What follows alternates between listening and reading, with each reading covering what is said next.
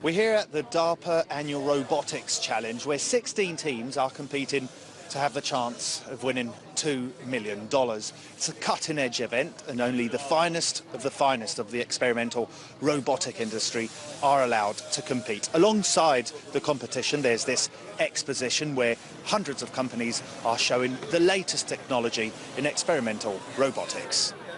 Obviously, the military is one of the main recipients of this kind of technology. For instance, this suit, called the Superflex and developed under the War Web program, is a great example. But when something becomes the centre of a DARPA challenge, there is a strong chance that we see it on the streets rather sooner than later. The best example would be drones. For Richard Mahoney from SRI International, drones are precisely going to change the world, and the perception that people have from drones will change with time. And it's definitely, and so the term drone now is getting the negative view, and there's this negative perspective on it, but at the same time people are starting to see Amazon drones, and I think over time the name will normalize a little bit more. And we actually, some of our work, we're building manipulators that are allow you to work remotely, and I refer to them as manipulation drones. So imagine something that's not flying around, but being able to log in and be a farmer logging on and doing farming remotely, or being able to clean someone's house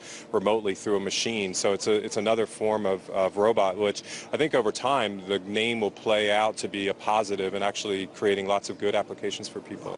The reality is that robotics are growing massively, and the proof of it is that Google has just acquired 8 robotic companies in the last month alone. And this move by Google is thought to trigger a domino effect of private investment in the field.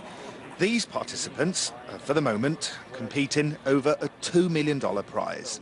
The robot behind me is about to try and complete the ladder challenge. This ladder challenge consists in going up the 8 steps of the ladder, something that in theory looks like something relatively easy, but it's not. This is not like the sci-fi movies. It's very different. I spoke to the man in charge of this precise task, and he said he put a whole year of work and he's still not confident that the robot can even go up a couple of steps. So that gives you an idea of the work that actually goes behind all these projects. Well, certainly for certain applications, humans are much cheaper and much more useful. But the point of the DARPA Robotics Challenge is, they brought up the issue of Hiroshima and dangerous situations. This is kind of the first step to using robots because, robots can go where humans can't. And then eventually, once they get cheaper, once they get more capable, this might be 10, 20, 50 years down the line, it'll be based on the work that we're doing today.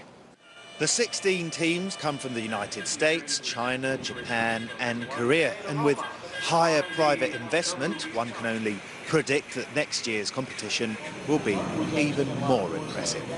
Nicholas O'Donovan, RT, Florida.